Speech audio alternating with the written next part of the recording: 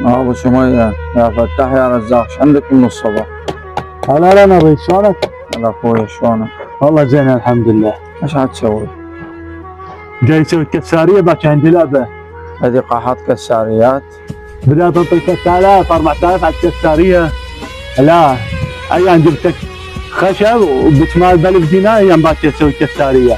يقول انت ما تعرف تلعب هجوم، ما اعرف العب هجوم، راح اعوف الحراسه والدفاع، راح العب هجوم.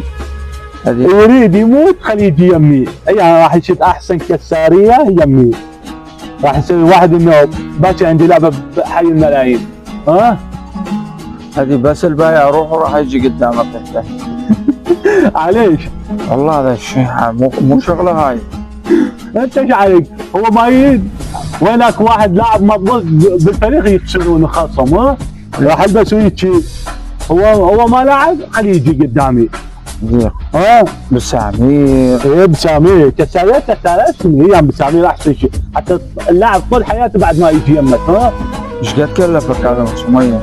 خشب لقيته بسامير ب1000 دينار هذا واحد.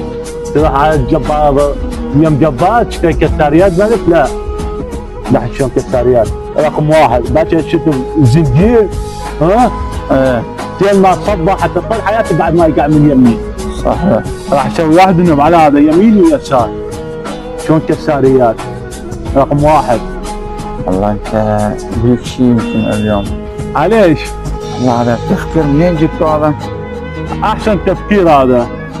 باكر اروح على بحي الملايين اودي هذول وياي.